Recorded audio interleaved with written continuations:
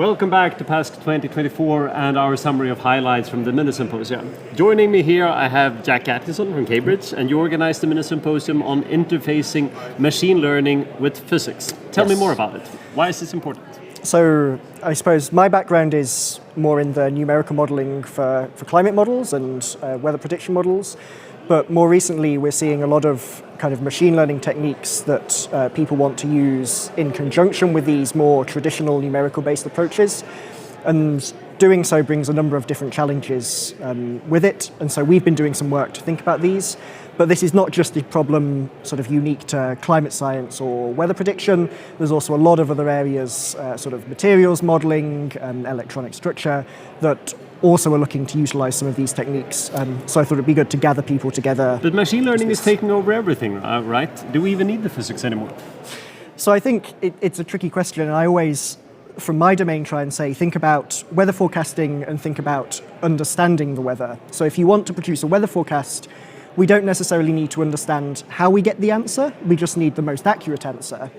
But actually, if we want to push the boundaries of our understanding, we still need some way of understanding and explaining and being able to interpret how the model got to that answer. So I don't think there will ever be an end of an end of traditional modeling, and my hope is that sort of the two will be able to come together. And understanding it might also help us to evolve and improve the models, right? Indeed, yes. Yeah.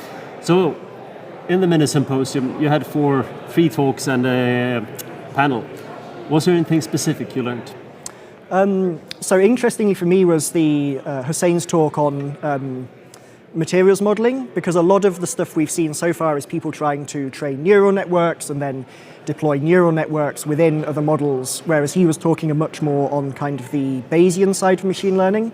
So I think it was interesting to hear about different AI techniques that could be brought, and indeed that's one of the reasons sort of we wanted to have this mini symposium, is to hear about a wider range of things that we might not currently be aware of. So what's the bottleneck? What is that we all need to start working on?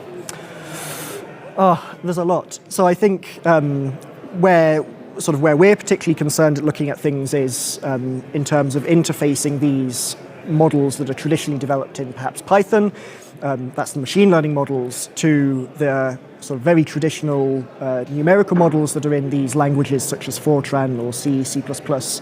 And the researchers that are using these models may not have kind of the deeper computational skills to do this.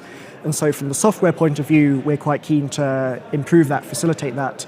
But then if you look at some of the talks from, say, Alessandro on SmartSim, that's looking at a much, much larger scale. So how do we, once we've done these things, proven the concepts within science, how do we then scale that up to the much, much larger scale of using these, say, operationally on the... And I know that one of the really fascinating aspects with new next-generation computers like the ALP system CSCS is just installing is that you have a much tighter connection between CPUs and GPUs. So that I would presume that enables you to couple things much closer, even if you need to iterate at thousands of steps per second. Yes, so much, much closer coupling. And I think it was one of the good things I took away was actually the discussion of the different hardwares we have and how the movements we're seeing within the domain might steer the architectures that people are asking for.